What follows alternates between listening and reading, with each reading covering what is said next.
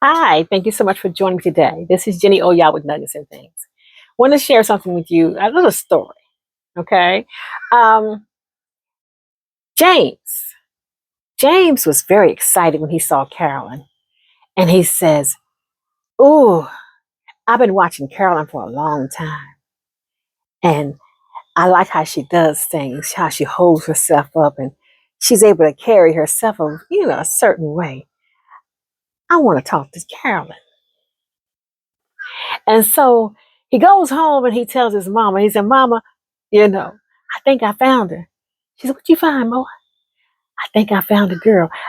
Carolyn Williams that lives down on Oak Street." She said, "Yeah, I know Carolyn Williams." He said, "I think I want to talk. I want to ask her out." She said, "Carolyn Williams, Mama and Daddy own the store down on Sussex Street." "Yeah, that's her." Uh, yeah, you know her uncle? Her uncle, they own the shop there, on such a street. Okay. Oh, the grandparents. You didn't know them, did you? They had the biggest farm out there in the country. You didn't know them, did you? But yeah, I know her. I know her family. You want to talk to her? Yeah, mama. But did you know that back in the '60s, it was her family, that kept, the city moving and alive and thriving. They was able to build this, that, and the other. And he's trying to figure out why she keep talking to me about her family. I'm trying to I'm trying to talk to Carolyn. I want you to give me the approval, Mama, that I can go talk to Carolyn. And she kept talking, and he couldn't be rude to his mama, so he sat down, a little frustrated, right? Good grace, keep talking about her family. All I want to know is, you think she's a good catch for me, you know? So Mama, she kept talking, and he's like, "Dang, he's getting a little restless, because she's taking this thing a little bit too far. I just want to know, do you know about Carolyn? Carolyn's a good girl. Carolyn's a good girl, and I think you'll like her, Mama. I just want you to know I found me a good girl." And she said, um, the family is something. They go way back, always had stuff and was doing things, you know. So then he started to pick up what his mom was saying. Hmm. I wonder if my mama thinks maybe I'm not ready for Carolyn. I wonder if she don't think I'm good enough for Carolyn. She keeps talking about all the things that Carolyn's family has. Hmm. So why don't she just get to the point? Because all I want to know, you think I can ask her out,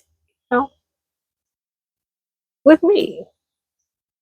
So finally, she looks at him. She says, "Son, I know what you want me to tell you, but I'm gonna ask you this question. Do you think you're ready for Carolyn and her family?" Ask yourself that question, you know, because that's what the family's going to be asking you. You know, what are you capable of doing for Carolyn? You know, and he sat back and he thought about it for a moment, and he looked at his life and he began to say, I've been playing around for years, playing around, just doing my thing. Had a couple bumps in the road. I live a little raggedy every once in a while because I wanted to have some fun. Done some things, that people talk about every once in a while. Because I was young. Just did some silly things, right? Just did some silly things in life. And this might come back and hit me if I pursue Carolyn at this time. So what's his mama trying to tell him? Because see, this guy told me one time, he says, I told my mama about you. And my mama said, You won't be there long. I said, what in the world? But then I thought about it. Because a mama know her child better, than the person they're trying to get involved with. No, be like my son coming to me. Mama, guess what? Well, honey, you know Diane? Diane who? Diane Burton. Yeah, I know Diane Burton. Mama so and so. Yeah, I know her. What about her? Oh, I saw her today when I was up there, and Mama, she looked nice. She always looked nice. What about her? Well, Mama, uh, I sent her a message. I think about talking with her about what? What you get to talk to her about? You? What are you? You're talking to Diane about? What do you think she don't know that you got to talk to her about? What is that? Cause see, I know him. So I'm trying to, and I know her. So what do you need to talk to her about? Right? Because what I don't want you to do is mess up her life. Okay. And so, and that is a way that we're supposed to be thinking in so many ways. See, these are just, honey, these are just nuggets, baby. Nuggets, honey. Shh, nuggets. I'm trying to get you to see something. Hear me out now. You can pretend to be somebody to anybody you want to, but people know you for who you are. And the people who know you closest are the ones you probably don't want them to meet first, because they're going to tell them, hey, why are you over here talking to my daughter? Why are you over here talking to my son? She ain't about Jack City. He ain't ready. He's not ready to settle down, whatever it may be. You know, when I was coming up back in the day, and I was interested in somebody, and I would go to my daddy. I asked the daddy, I said, is it okay that Anthony comes by and take and pick me up? We wanted to go. Back then they didn't have going out to eat and stuff because everybody cooked from home, right? We want to go to the movies. Who's James? Um, James Daniels. You know the Daniel family. Which Daniel family you talking about? Um, the Daniel family that's from back there in such a town. You talking about Jerome and Patsy, Daniel's children? Yeah, yeah. They got a son, and he wants to take me. Okay, Patsy Daniels got a son that wants to take you out. Yeah, Daddy. Yeah, Patsy. Yeah, Dad. I don't see it happen. Daddy, why? He's so nice, Daddy. He's real nice to me. Mm-mm. I don't see it happening. You just tell him you ain't going. Daddy, he's so nice. Yeah, he's nice today. I know Patsy and all that whole family. The whole family is like that. No, you ain't going out with him. No. So you just go ahead and tell him. And I don't want to hear about it no more. And he was done now. And you couldn't figure out why Daddy don't like the Daniels family. How come he don't like the Daniels family? And the Daniels family has messed up my chance to go out and get to the movies. Hmm. We call these protectors. Your parents not only raise you, but they are also set in place to protect you, honey, from the predators that are out here, male and female. Predators, honey. People who are just waiting to prey on you, take advantage of you. Before you start to skip over there, you know, sometimes slow down a little bit. Ask yourself a question. Am I really ready for that life right there? You know, are you really ready to take that kind of leap in your life? Are you ready to really do that? You know. Oh, I had some experiences, honey. When somebody tried to take me somewhere, I said, "Oh, honey, I ain't ready for that." I had a sweet friend of mine was telling me, that the whole family goes to the table and eat, so group of them, right? And I said, and the more he started talking, the more I was getting nervous, right? I said, ooh, because see, y'all know I'm a country girl, honey. I'm a country girl, honey. I was raised, honey, with these fingers. Eat, honey, just go into your food, let the grease fall where it may, collard greens popping on your hand, cornbread slopping down that liquor. Y'all know what I'm talking about. Anyway, and I said, oh, country girl, honey. And then, this royalty I'm getting ready to talk to. And I said, y'all all sit to the table. With knife and forks, huh? Yep. Now, that was problem number one right there, honey. Y'all laughing at me, ain't you? I know you is. It's okay. But honey, I don't do no knife and fork. Fork, honey, we can do it, but that knife and fork, honey, is slopping up.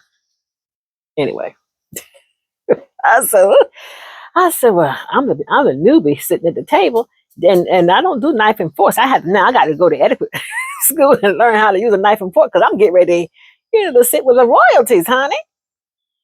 I said, well, how y'all eat y'all chicken? Do y'all eat the chicken, chicken with finger? Oh no, knife and fork with some fried chicken. I can't do it. I said, I have to pass because, honey, my food ain't good, honey, unless I'm inspecting my food, honey. I gets into my food, I inspect it before I eat my food, right? And I ain't doing knife and fork because my fingers can do the same thing. Pop my chicken open, look inside of it, move my food around in there, and look. I'm like an inspector with my food and I eat. And I ain't. I said, well, y'all have to pass me. you know, pass me, honey, because, ooh, I don't, I don't need nobody looking at this country girl trying to eat, honey. Because, that's, you know, when you choosing now to go into someone's life and mix those two lives together and become one, honey, you better make sure you know what you're doing and you're able to hold out, because sometimes we can pretend, that this is what we want and this is what we like until, the real deal kind of surfaces up and you realize this is not your life, honey. This is, no, I can't do it. And you get up one day, people do it all the time, honey. They get up one morning and pack up everything. You look for them and they're gone. I can't take it. But they realized that from the beginning. Once they got in there, you see something that you really like. That's eye gate time, honey. Just as your eyes, honey. It's look appetite. You know how you get some food? You look at it the first time, a nice, pretty cheesecake, honey. Got some strawberries on top of it. It looks delicious. It looks so good. So you want it. Then you get to eating and honey, find out, girl, this is the nastiest cheesecake I ever had. But it looked good. Right? You know how it does. You can look at something and think that's the ideal thing for you. You want it because it looks good. Don't mean it's good for you, honey. We do the same thing in relationships many times, right? We see something we like, we want, and I don't care, I don't care. That's what I want. That's what I want. Because that's the eyes been appealed, right? And when your eyes are appealed, it goes to your brain. Your brain thinks, yeah, that's what I gotta have. That's what I want. And then it's like locked in. Have no idea the rest of what it is. They just got caught up in the look. You know what I mean? Good looking car. I got to have that car because it looks good. And then you get in there, have no idea how to drive it. It got parts and pieces on there that you ain't even touched yet. You hear me?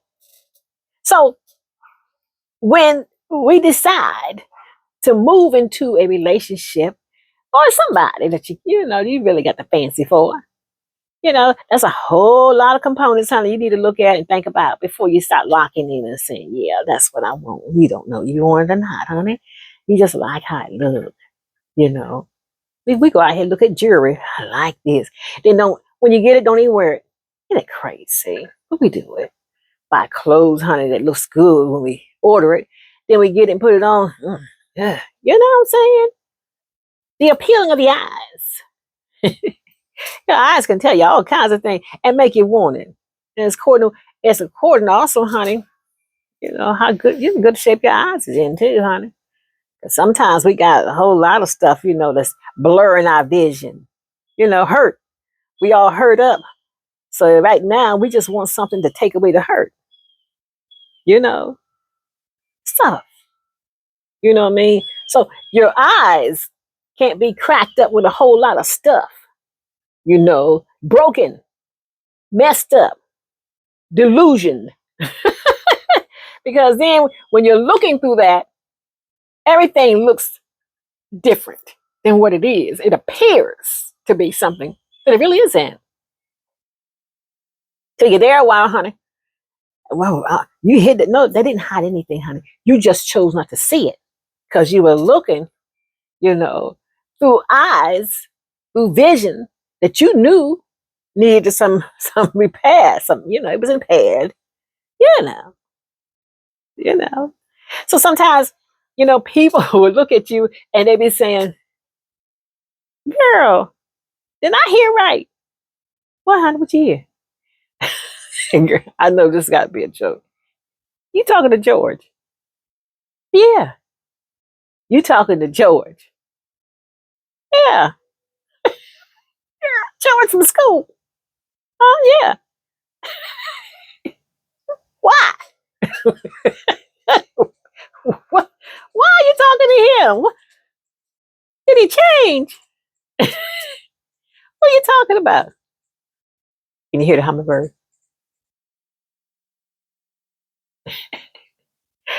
Did he change? Honey, honey, George is still George. He's doing the same thing. Oh, everybody deserves a chance, honey. And I don't appreciate talking about my man. Well, girl, I'm done. I ain't saying no more. But I couldn't believe it. That's why I came and talked to you. I could believe they've been talking about this, honey. That's the news on the street, girl. That you talking to George. George, honey. So I said, I don't believe it. Not you, honey. Girl, you done been here, done all of this. You got all of that. And you dealing with George. You gonna lose everything you got, honey.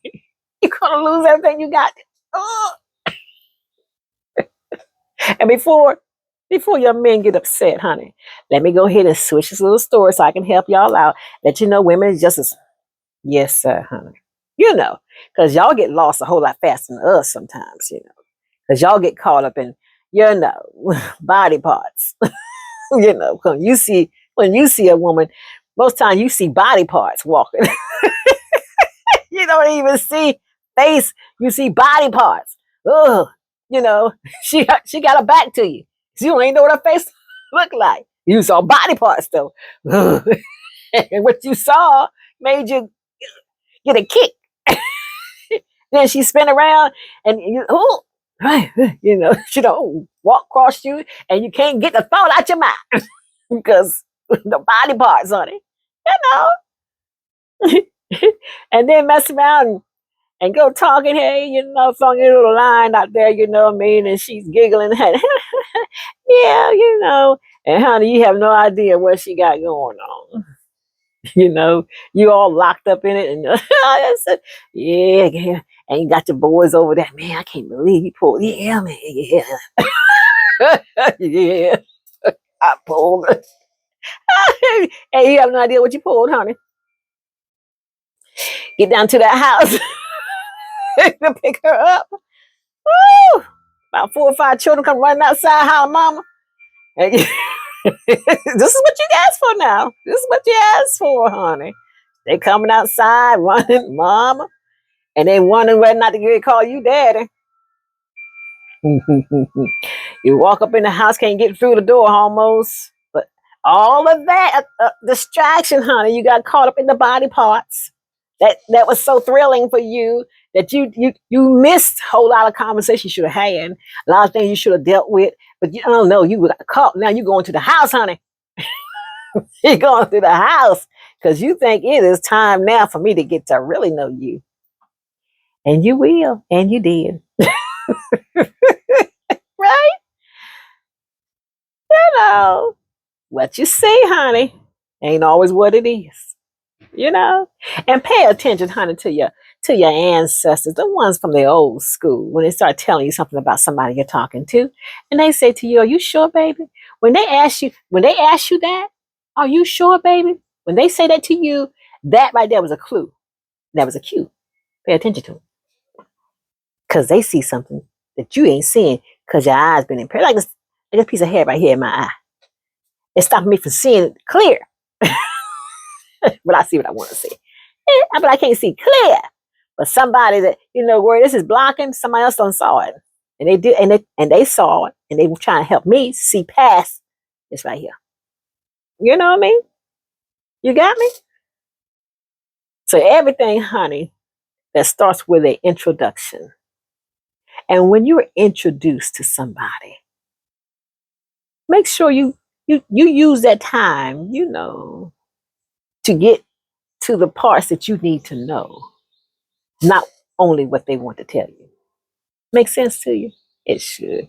You have a fabulous day. This is Jenny Oya with Nuggets and Things. And I know that you're going to let your light forever shine. You're going to see things on a higher note. You're going to raise your vibration, honey. Because, right now, everything is trying to crush it, right? So raise it. And remember, people who have been there can tell you before you get there what it is. If you trust a person, trust the words. It might save your life and probably protect your heart. Okay? Much love to you. You make it fabulous. It's Jenny Oya and Nuggets and Things.